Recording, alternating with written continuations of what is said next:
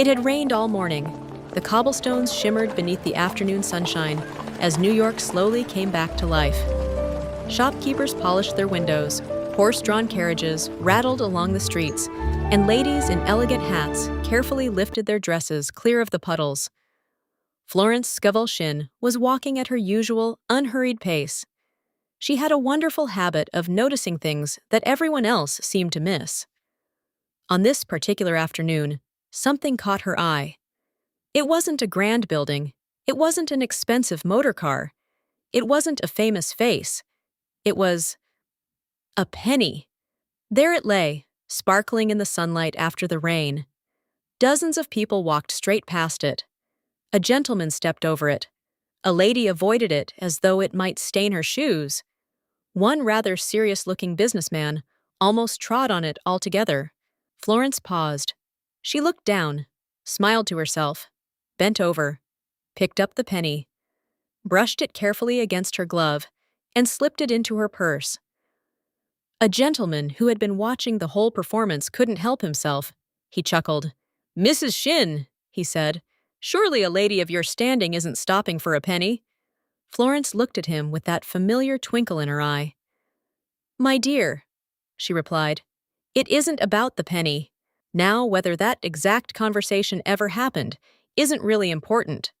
The lesson certainly did, because Florence understood something that many people overlook. Receiving isn't measured by the size of the gift. It's measured by the receiver's attitude. Let me ask you a simple question.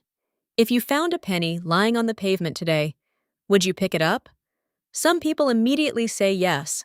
Others would laugh and say, "It's only a penny." But is it? Or is it something much more interesting than that? I've always enjoyed a story I once heard about a millionaire in London. He had parked his beautiful Rolls-Royce outside an expensive restaurant. As he and his friends crossed the road, he suddenly spotted a shiny penny lying in the street. Without a moment's hesitation, he bent down to pick it up. Unfortunately, the road was wet. His feet slipped from underneath him, and he very nearly landed flat on his back.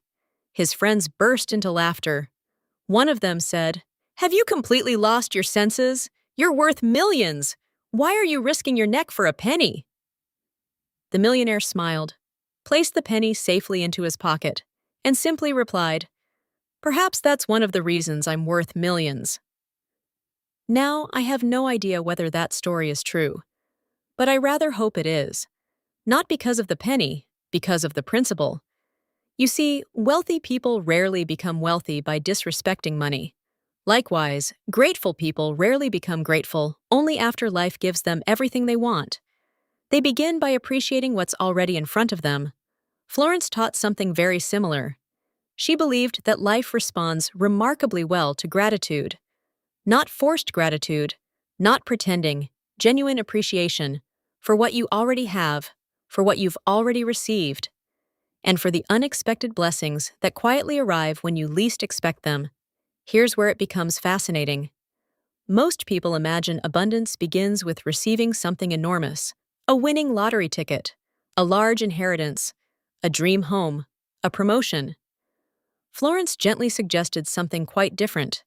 Perhaps abundance begins with how gracefully you receive something small. And that doesn't just mean money, it means everything. A compliment, a kind word, someone opening a door for you, a neighbor bringing you a slice of homemade cake, a stranger buying your coffee, or perhaps a single penny glistening on a rain-soaked pavement. Because every one of those moments quietly asks the same question. Are you willing to receive? And that, as we'll discover in just a moment, is where life quietly begins to change. Now, let me ask you another question. Have you ever noticed how uncomfortable some people become when someone is kind to them? A friend says, "Allow me to buy your lunch." "Oh no, I couldn't possibly." Someone says, "You've done a wonderful job." "Oh, it was nothing."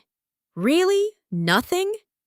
If it truly was nothing, why did it take you 3 evenings, 2 cups of tea, and a slightly bad-tempered printer to finish it?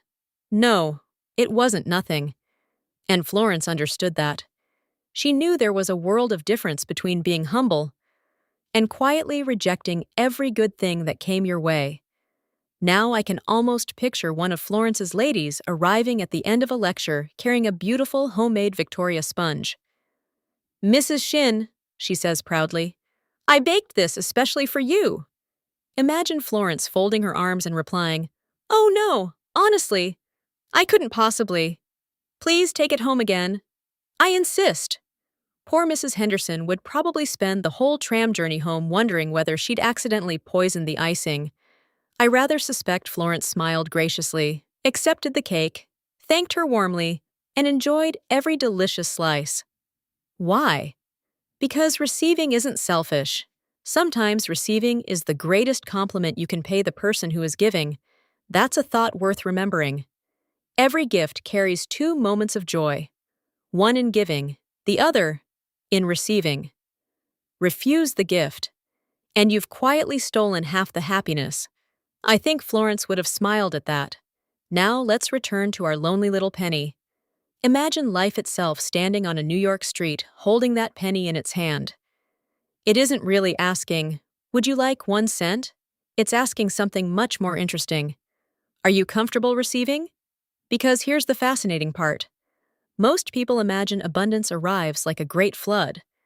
Florence saw it rather differently. She believed life often whispers before it shouts. It sends little blessings first, a compliment, an unexpected refund, someone paying for your coffee, a new friendship, an invitation, an opportunity, a penny. Each one quietly asks the same question. Will you receive me with gratitude? Perhaps that's why some people seem wonderfully lucky. Not because they're luckier than everyone else, but because they've become wonderfully good receivers. They notice blessings that other people overlook. They appreciate opportunities other people dismiss. And they say thank you far more often than they say, "Oh no, I couldn't possibly. I'd love us to do something together." If you're ready to become a better receiver today, I'd like you to write just one sentence in the comments. I gratefully receive life's blessings. Let's fill the comments with that one beautiful sentence. Who knows? Your words might encourage someone else to begin receiving again. And every time another person reads those comments, they'll be reminded of something Florence understood nearly 100 years ago. Abundance doesn't usually arrive carrying a suitcase full of money. It usually knocks very quietly, carrying a penny. By now, you may be thinking, "Mrs. Shinn, are you really suggesting my future prosperity depends upon picking up loose change?" No, not at all. If that were true, every child with a piggy bank would be a millionaire. The penny isn't the lesson. The penny is the invitation. It's simply asking one gentle question. How do you respond when life offers you something? Florence believed our outer world often reflected our inner expectations. If, deep down, we expected life to be generous, we began noticing generosity everywhere. If we expected opportunities, we noticed opportunities. If we expected kindness, we noticed kindness. And if we expected abundance, we became remarkably good at receiving it. That's why I believe the real lesson has very little to do with money. It's about becoming someone who welcomes good things into their life without embarrassment, guilt, or apology. Imagine somebody saying to you, "You've done a wonderful job." Instead of brushing it away, simply smile and say, "Thank you." Someone offers to help carry your shopping.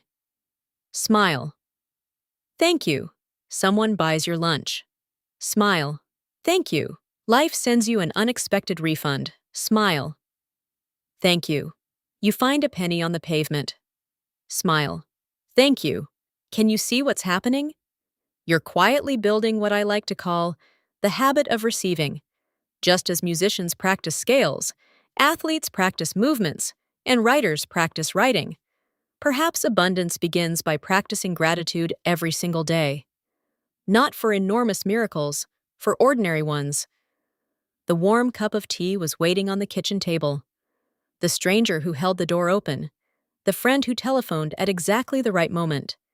The beautiful sunset you almost walked straight past. The penny. Florence had a remarkable gift for helping people see that life was constantly speaking to us. Not through thunderbolts, but through ordinary moments. Moments that most people hurried past without ever noticing. Perhaps that's why her teachings still feel so fresh nearly a century later. They don't ask us to become different people overnight. They simply ask us to notice life a little more carefully, to appreciate a little more deeply, to receive a little more graciously. I've often wondered how different the world might be if every morning we woke up expecting something good to happen. Not something enormous, just something good, a smile, a kind word, a new opportunity, a pleasant surprise. Would we begin seeing more of them? Florence believed we would, because expectation quietly changes the way we look at the world. And when we change the way we look at the world often seems to change with us. So the next time you see a penny lying on the pavement, don't think about its value. Think about its message. It may simply be life asking, "Are you ready to receive?"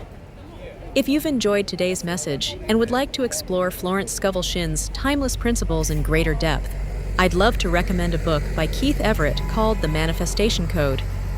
In it, Keith brings together Florence's wisdom with the law of attraction and the law of assumption, showing how these principles can be applied in everyday life. If that sounds like something you'd enjoy, you'll find a link in the description below. And if you've enjoyed today's story, I'd love it if you'd subscribe and join us for more of Florence's timeless lessons. Until next time, keep your heart open, keep your eyes open, and remember, abundance rarely begins with a fortune.